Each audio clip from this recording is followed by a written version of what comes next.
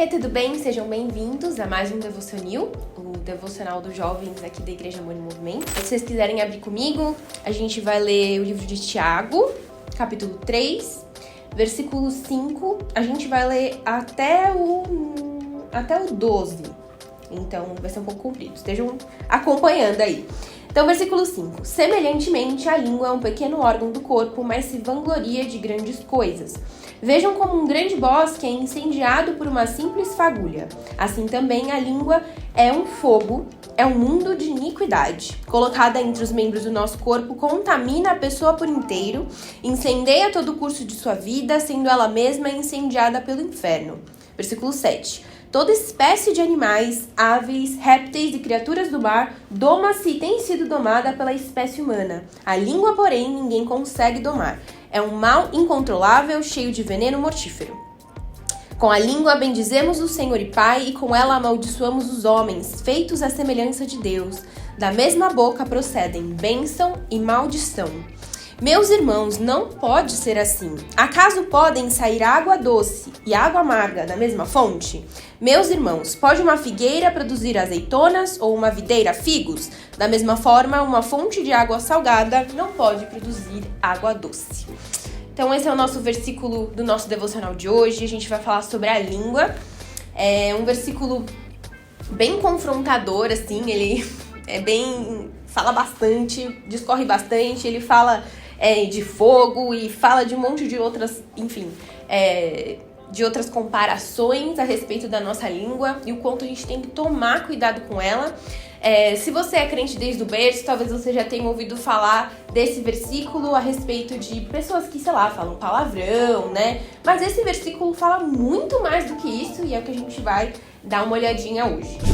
A verdade é que nós cremos em um Deus que é um Deus, maravilhoso, é um Deus poderoso, um Deus criador, e ele tem um potencial de criação, né, se a gente for ler, por exemplo, em Gênesis, através da sua palavra, através do que ele fala, né? Então, se a gente ler lá Gênesis 1:1, ele vai falar, disse Deus, né? Disse Deus, ele fala que haja luz, que haja tarará, né? E assim ele vai seguindo ali nos versículos que vão falando sobre a criação.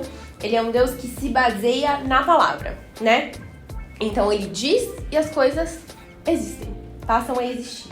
Da mesma forma, se a gente for ler um pouquinho mais pra frente, um pouquinho mais do meio pra Bíblia, a gente abre lá em João, capítulo 1, versículo 1, ele também vai falar que Jesus é comparado à palavra, ou verbo, dependendo da versão da Bíblia que você tá lendo. Então ele fala, né, no princípio era o verbo estava com Deus, e o verbo era Deus, né? E vai discorrendo a respeito disso. Então, se a gente for pensar, a gente for perceber, Jesus, quando curava, também, ele orou com os pães, quando ele vai fazer a multiplicação dos pães, ele ora. Enfim, uma série de outras passagens a gente vê ele orando. Da mesma forma, então, nós cristãos que somos feitos à imagem e semelhança de Deus, também temos poder na nossa língua, né? Óbvio que não um poder tão grande, é uma gotinha, assim, de comparação com o que o nosso Deus Criador, a Trindade, consegue realmente criar.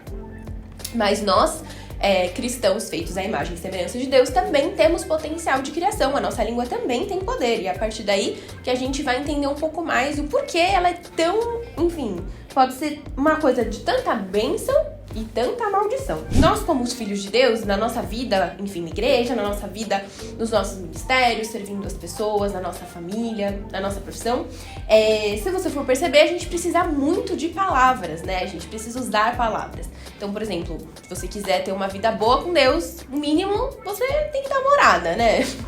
Assim, é o mínimo. Leitura da palavra.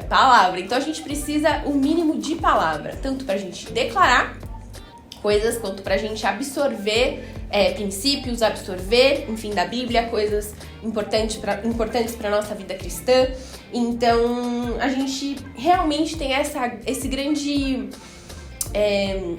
dependência de palavra, porque Deus criou as coisas através da palavra, e Ele então nos ensina através dela também. Inclusive, se a gente for parar para reparar, né, para perceber, dos 7 dons espirituais, 5 deles têm palavra. Então vamos lá. dos 5 dons que a gente tem palavra. Palavra de conhecimento, palavra de sabedoria, dom de línguas, a língua, palavra. Interpretação de línguas, também. Profecia, e é isso. Os 5 dons que a gente precisa da língua, que a gente precisa de palavra. E os 2 que a gente não precisa necessariamente, dom de fé e dom de milagres. Não necessariamente a gente precisa de palavra. Mas dos 7 dons espirituais, 5 deles precisam que a gente exerça a nossa língua de uma maneira edificante, de uma maneira de poder, né? E aí é uma parte da gente, acho que é um princípio bem importante pra gente refletir, né? O que tem saído da nossa língua, o que tem saído, o que a gente tem falado, se a gente fizer uma soma, assim, dos nossos últimos dias, falam que mulher fala muito mais que homem, não sei, né? Vai depender aí da mulher, vai depender do homem também, tem homem que fala muito.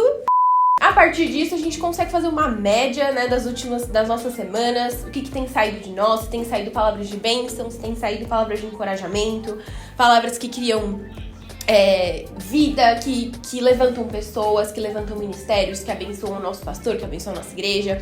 Ou então, se são palavras não tão boas assim, sabe? Palavras de maldição, mentiras, fofocas, palavras que agridem, palavras que ferem, insultos verbais, palavrões, xingamentos, enfim. Toda essa sorte de coisas, toda essa gama de coisas, a gente pode usar a nossa língua pra, enfim, destruir, destituir, acabar com algo bom. Então é importante que a gente reflita, então, né? Eu acho que esse versículo é bem confrontador, e isso eu digo sobre a minha vida também, que Deus tem trabalhado através de alguns versículos, através da minha vida, enfim, durante todo o curso, assim, tanto no meu tempo missionário, que eu vivi em tempo missionário, enfim, vida na igreja. Eu acho que é uma palavra que Deus sempre volta e fala, Sofia, a gente precisa estudar isso de novo. Então eu acho que é super relevante pra nossa vida, pro nosso dia de hoje, né? A gente vive numa sociedade extremamente... enfim, todo mundo tem a liberdade de opinião, todo mundo pode comentar, enfim, sem pensar no que aquela palavra vai causar na vida de alguém. E a gente precisa ir contra essa cultura do mundo, sabe? E é isso, espero que essa reflexão também possa ter abençoado a sua vida. Se você acha que essa palavra pode abençoar a vida de alguém também, manda esse vídeo pra ela. Não esquece de dar like, e é isso!